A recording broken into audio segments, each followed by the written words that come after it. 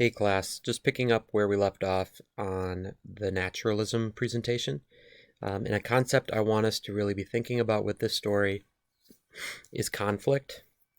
Um, in both the internal and external dimensions, we talked about Horseman in the Sky explores both of these in its choices, internal conflicts, whether or not to do something, as well as externally between people, whether it's members of a family or two different sides of a war. We see the same thing in this story, uh, conflicts that are played out both inside and outside of our main character. Uh, let's lead into that first with a question about what advice gets ignored by the lone traveler, and that is, of course, he should not be out at that time of year alone without a human companion. And the fact that he chooses to do so anyway, and some of the quotes you hear from the lone traveler in the opening pages reveal a deadly overconfidence, a hubris that will end up being his tragic flaw, really. In a lot of ways, he is kind of a tragic hero, but without the audience sympathy. Whereas normally a tragic hero wins us over, and then we watch them fall apart. We kind of just get the falling apart part in this story. There's really nothing that's calling the audience to any nobility on the part of this man. But he believes himself capable enough to traverse this distance with just the dog. He thinks he can be clever enough, and frankly, he probably would have been if he hadn't have made a couple fatal mistakes. And I think those choices of his resonate with a lot of readers, especially younger readers, who have often said, yeah, I know what the advice is, but I'll be fine, because younger people haven't experienced as many consequences.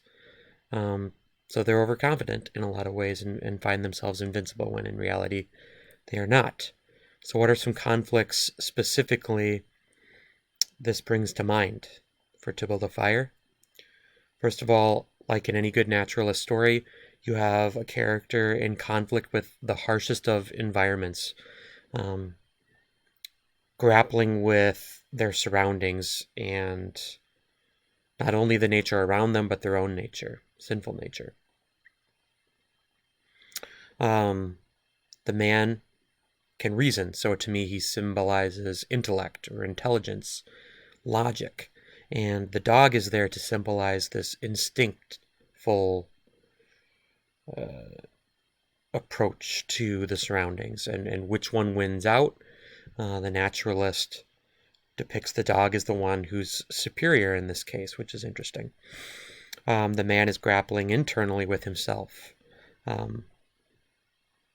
whether or not to heed the advice of the experienced old-timer or just to do whatever he thinks is right.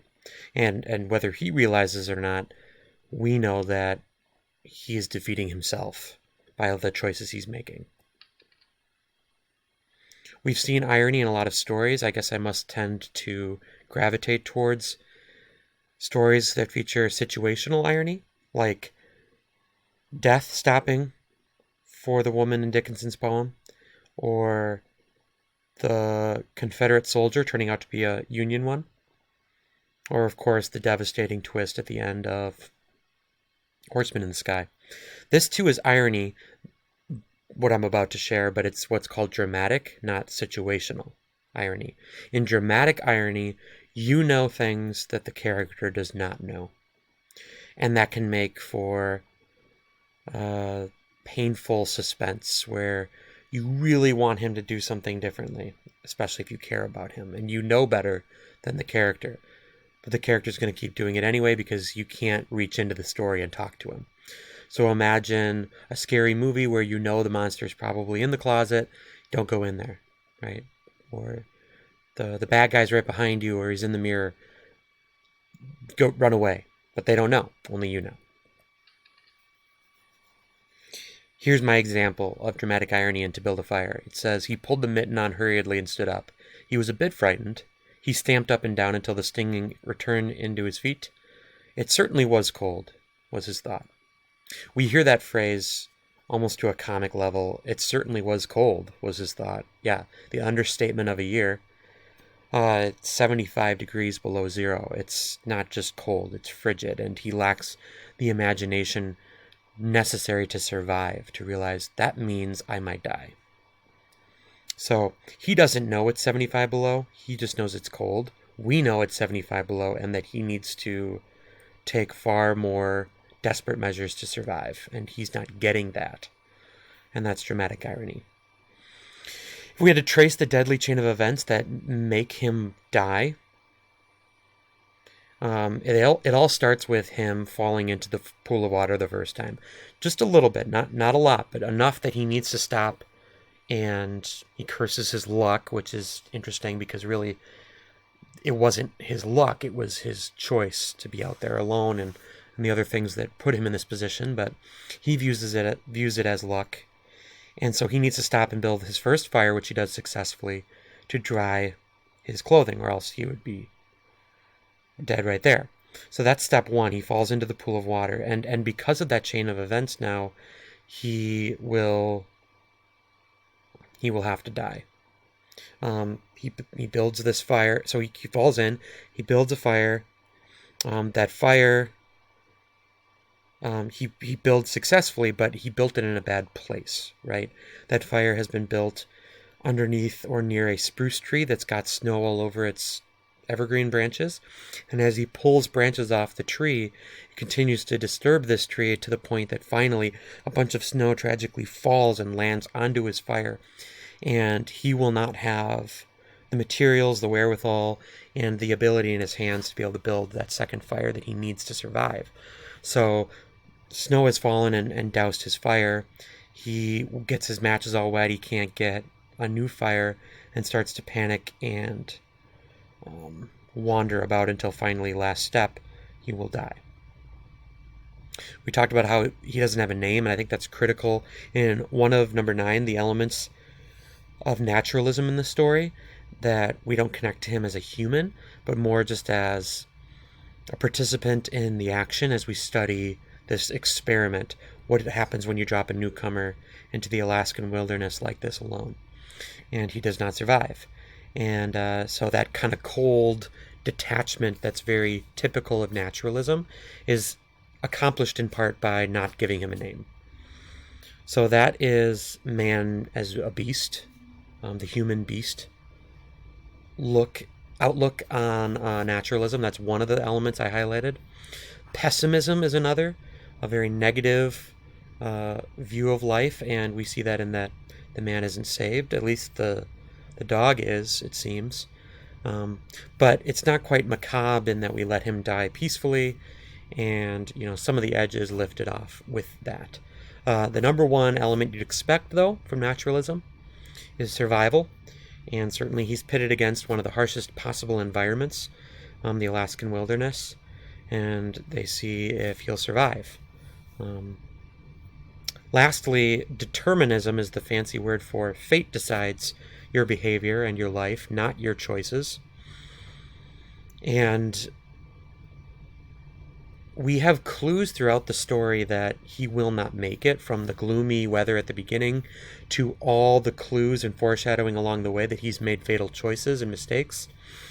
So the idea that from the beginning he is going to meet a fatal end is a thread throughout the whole story, and he's determined or predestined for that to happen. Also with the human beast thing, besides the name or lack thereof, another thing that I think we see that idea of man being just a slightly more evolved animal is in that as the story goes on, the veneer of civilization is slowly stripped away on this man, and by the end he's acting just like another animal, and he's willing to do whatever it takes to survive, whereas before he's stopping and engaging in all the conventions of civilized life, chewing tobacco, smoking a pipe, enjoying delicious food, controlling the animal to do what he wants it to do. By the end, he has none of these luxuries, and he cannot control the animal. He cannot even end the animal's life to save himself, which he's willing to do now in this very primitive state, in this very kill or be killed, as Jack London would say in The Call of the Wild situation.